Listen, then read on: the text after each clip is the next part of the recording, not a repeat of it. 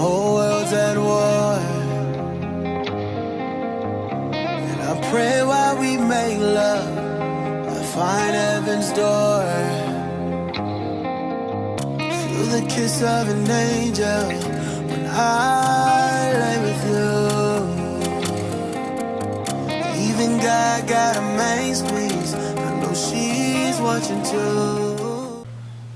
Hi, this is Phoenix Jackson from Phoenix Effect News, and I thank you all for joining me here today for this interview. I have Mr. Nathan Palmer, or excuse me, Napalm, here for this interview today. He is a former NFL player by way of the Denver Broncos, but he is also today one of the top just budding musicians out here in Colorado and nationally, and he has such a unique story, and I thank you for joining me here today. Thank you for having me. Appreciate you. Tell me a little bit about your journey. You have such a unique story that I'm fascinated by, and a lot of people are fascinated by, because you went from being an athlete to being an artist, and you're great at both. So let's talk about that. They're going to say I'm great at both, but for me, I started off, typical church background, but then I fell into sports, fell into love with sports, and I was fortunate enough and blessed enough to get all the way to make it to be professional. I played a few years, bounced around to a lot of teams, and it was just a couple moments that I had in the league where I figured, music was calling me a little bit more than sports was, and I felt like I wanted to have a bigger purpose, and I felt like football just wasn't fulfilling that for me anymore. Right. And you, now that you are doing your music, and I asked all of the people I interview with, do you feel like now you're living your purpose, living your passion? Do you feel like music is that calling for you to give back publicly? I definitely think it is. For me, I feel like I can reach more people through music than I was being able to reach them through football. And for me, it's about just sharing love and things like that. And I think in football, it just had me way off of that path, and I feel like music kind of got me back on that. So I've heard you live.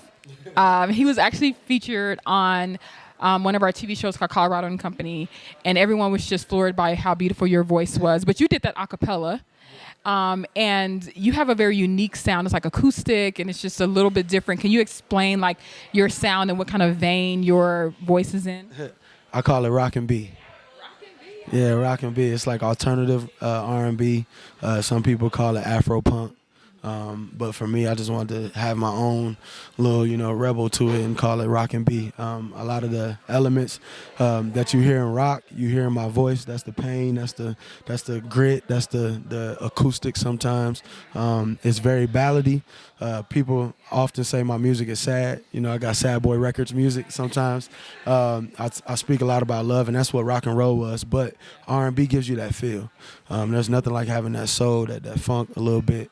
Come in there, and that's where you get the church too as well. So that's what I call it. All of that summed up in one is rock and B. I love that, rock and B. And I know that you, like all artists, you guys have people who are your influencers. So who are the people that you look to growing up? Like who did your parents listen to? What was that music that you were like, hey, get it? You rocked with it. Like, what was that influence for you? Well, music started with mom and them, so they always had church. The Clark sisters, the Kirk Franklin, all that stuff, Yolanda Adams. Then you got my aunt, rest in peace, just passed away this morning. Love her. Yeah. Yes. But she got me started on the secular music that my mom and them wouldn't always let me listen to. It's always that random aunt or uncle that lets you watch stuff you shouldn't watch. You got Chucky playing in the background, got the music you're not supposed to listen to. Is that Teddy Pendergrass? No. Yeah. And speaking of Teddy, that was the one. That was the main one. Teddy was one. I think that's where you hear a lot of the rasp in my baritone voice. It comes from those inspirations. Marvin was her big thing. Anita Baker, that's where you got all of that. But now, I ventured off into the newer guys, like Miguel, Frank Ocean, Usher, of course. Chris has always been a trendsetter that I respect. Bruno, of course.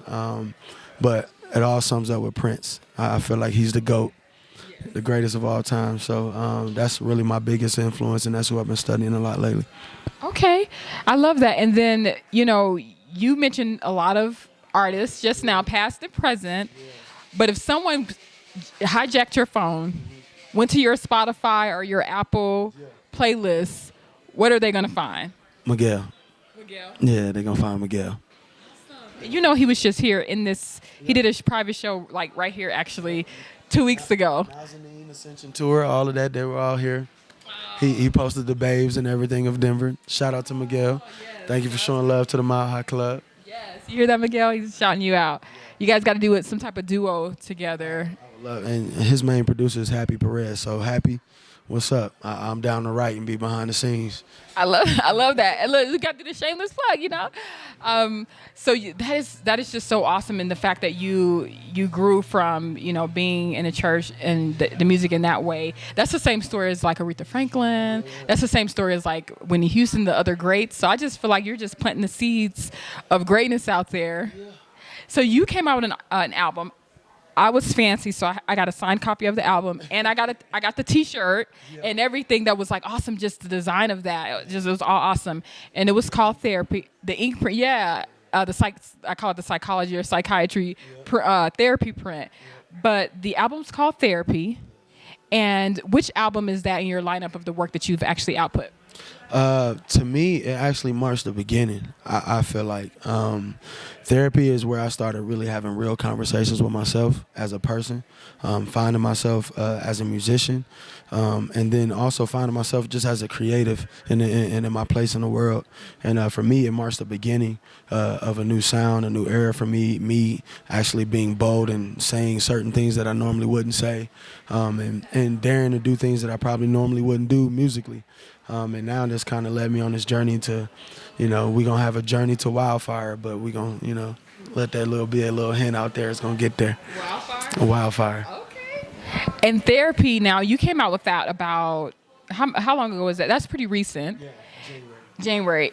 Where can people find Therapy? Like if someone wanted to go and just throw all their coins into his music because it's worth it, where can they find Therapy, and where can they find you if they want to dig deeper into you and your path? So you go to all streaming platforms, type in Nathan Palmer and Therapy. It is the first album that should pop up. It has a nice little painting. Shout out to iCat Management for getting the painting done. Dax and them, they got that done for me, and Tino.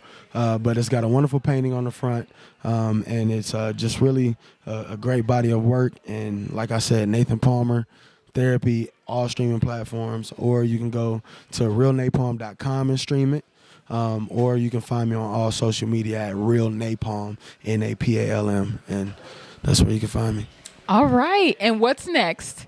I know Wildfire. We just heard the nuggets of that. But what's next in your career? Are you going to go on tour anytime soon?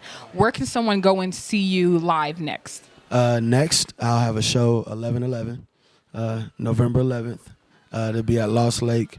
I can't announce the other artists right now yet because we waiting until that paper sign. But it'll be a dope lineup. I think it's something that Denver has been waiting on. For me, it's about me getting back to the grassroots of where I started, and that's kind of having an intimate show. Yeah, I'm gonna have a series of mixtapes, basically highlighting the spiritual journey and me finding myself after therapy, highlighting that and getting people ready for Wildfire, which I should drop next summer. But so 11/11. Where's the location again? Lost Lake. Lost Lake. Denver. All right. It's on Colfax.